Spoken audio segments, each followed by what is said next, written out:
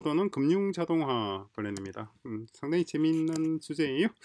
요건 역시도 놀랍게도 중국이 많이 앞서가고 있는 상황인데, 어떻게 빠르게 따라잡을 수 있을지, 그걸 같이 한번 생각해보는 그런 주제예요. 자, 목표부터 먼저 간단히 말씀드릴게요. 반자동 금융 인프라, 반자동이니까 팡이죠. 팡 금융 인프라이고, 3년 내에 2025년 3월 기준, 2025년 3월 기준, 3월 기준에서 3월 현재 기준입니다. 3년 내에, 그러니까 2028년까지죠. 8년 3월까지 지금 한국의 은행 또는 금융 서비스 시장, 그죠? 현재부터 이걸 그냥 2025년 8월까지라고 하면은 좀 더 8월 이전까지. 어쨌거나 한국의 은행 또는 금융 서비스 시장의 50%를 점유할 수 있는 그런 AI 에이전트를 구축하는 거. 요게 목표입니다. 깔끔하죠. 지금 한국의 금융시장의 규모가 어떻게 되나요? 한국 금융시장 시장 규모를 평가한다는 건 상당히 고무줄이긴 합니다만은, 기업의 자금 조달 규모가 요러하고, 시장을 무엇을 금융시장이라고 할 것인지, 그리고 그 시장의 크기를 결정하는 방식은 무엇인지의 기준은 굉장히 여러 가지가 있습니다만, 하여튼 수십조 정도 혹은 수백조의 자금이 오가는 것이 금융시장이에요. 그러니까 예를 들어서 한국에서 1년에 오가는 자금의 1년에 오가는 기준을 이렇게 1년에 오가는 자금의 규모가 가령 1년에 1000조다라고 하면은 그 중에서 절반인 500조를 감당할 수 있는 500조의 거래 이동이라고 해야 되나요? 이동을 담당할 에이전트예요. 에이전트를 구축해보자. 요게 목표예요. 물론 바우처 맨땅에 할 수는 없는 거고, 일단 이걸 가장 잘하고 있는 데가 중국이에요. 중국이 알리페이 들어보셨나요? 제일 열심히 잘하고 있고, 그리고 중국은 또 BRI 프로젝트를 BRI가 벨트 로드 이니셔티브잖아요. 전 세계 100개 국가를 130개 국가죠. 이미 130개 국가를 연결하는 물류망. 그러다 보니까 국가와 국가들 사이에 자금 이체, 이런 기술에 굉장히 지금 앞서 나가고 있습니다. 세계에서 가장 앞서 나가고 있죠. 그러니까 중국에서 이미 우리가 만들려고 하는 기존의 은행을 대신하는 에이전트, 그죠? 딥식을 파인 튜닝해서 기존의 은행을 대신할 수 있는 에이전트를 만드는데, 중국에서 먼저 하고 있는 게 뭐가 있는지 그걸 제시하고 그 각각의 특징을 얘기해봐라 라고 먼저 질문했어요.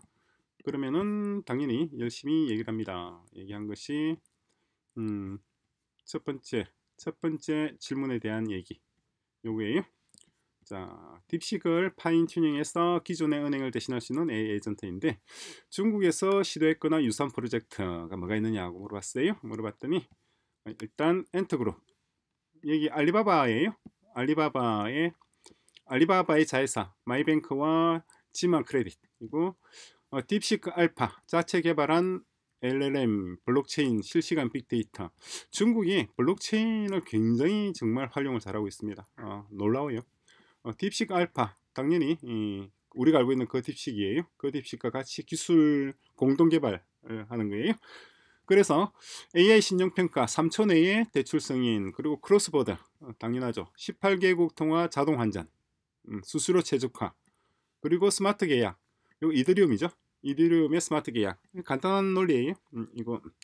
그리고 지금 2023년 기준으로 해서 8.5조 위안, 우리나라로 치면은 곱하기 200 하면 되려나요? 그러니까 엄청난 금액이 지금 이용하고 있는데, 이 친구들은 알리페이도 만든 친구들이죠. 알리페이를 만든 친구들은 아닌데 알리페이를 그대로 이용하고 있는 같은 회사입니다. 그런데 2021년 IPO가 일시 중단된 이력도 있다. AI 피난스 문제가 있다. 텐센트도 있어요. 텐센트 위뱅크에서. 텐센트도 마찬가지 GPT-4 터보를 개조한 걸 쓰는데,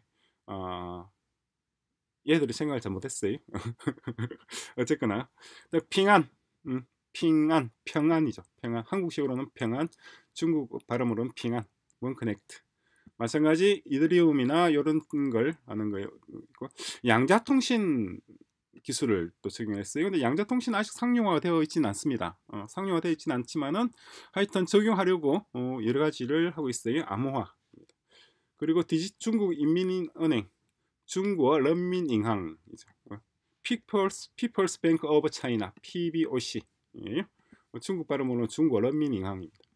디지털 위안 있고 마찬가지 열심히 하고 있습니다. 가장 앞서서 진행하고 있어요. 중국 선전시에서 50만 명 대상으로 테스트했고 선전은 항상 뭐라고 해야 되나요? 그러니까 중국 선전은 중국 내에서 모든 첨단 기술의 최초 적용 테스트베드입니다. 우리나라 제주도가 그렇게 돼야 될 텐데 한국 제주도가 중국 선전이 될 수 있을지 참 될 수 있을 것도 같고 모르겠어요.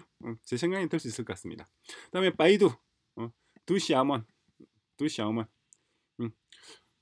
이게 무슨 뜻인가? 금융 얘기. 두시아먼 보죠. 정확히 얘기하면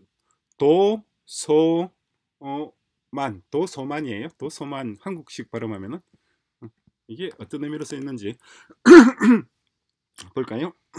두시아만이 한자가 있을 텐데 여기 있네요.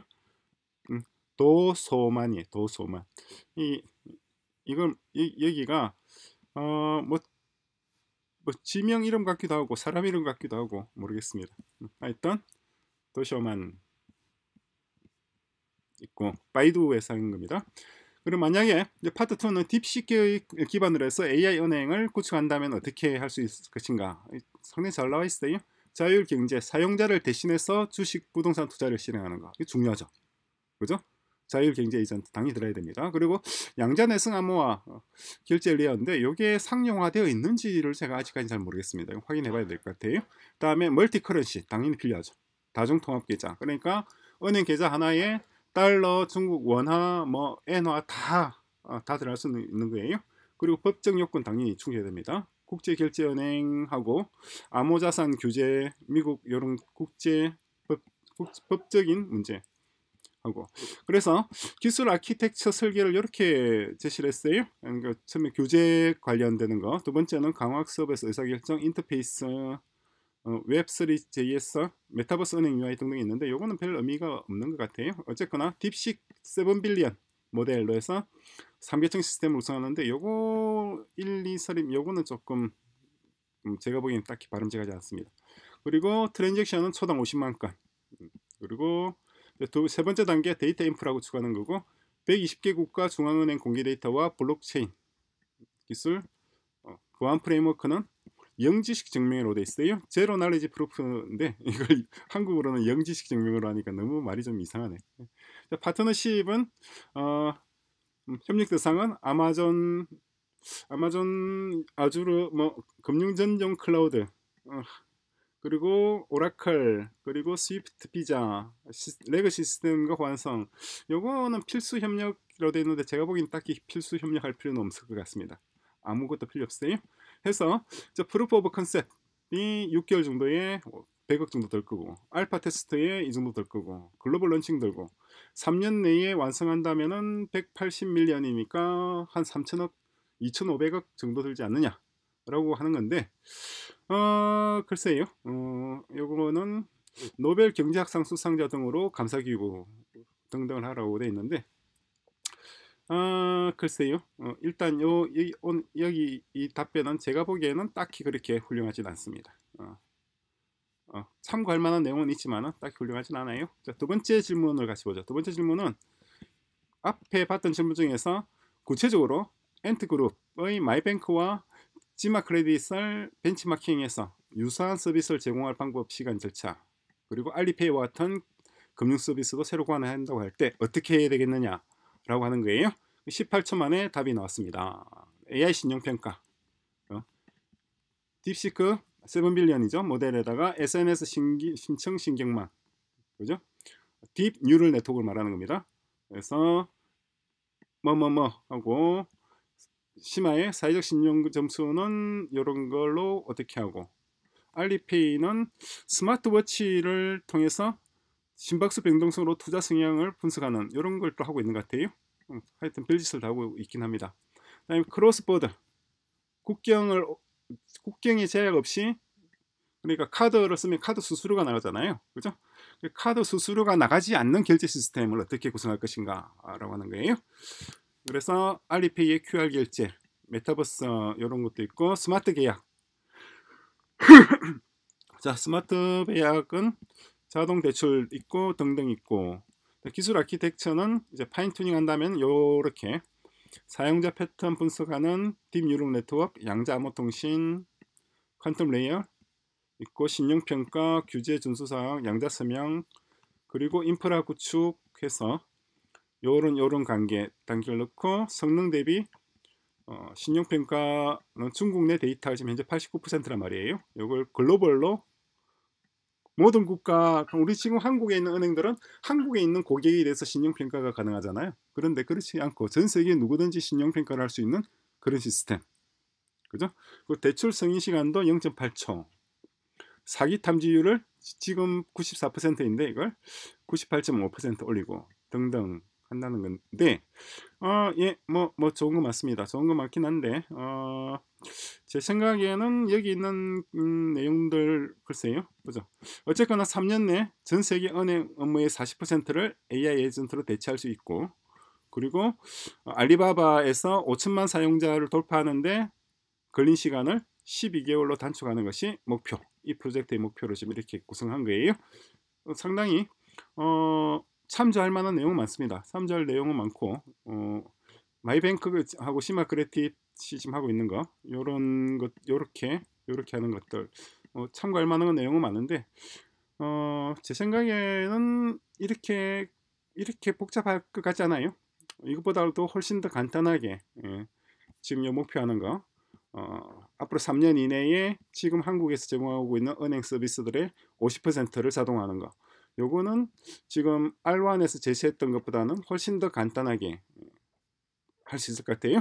어떻게 간단하게 하는지 그걸 알려면은 다음 주제 오픈애쉬라고 하는 거, 요걸 얘기를 좀 해야 됩니다. 다음 주제에서 오픈애쉬에 대해서 얘기를 할 거예요.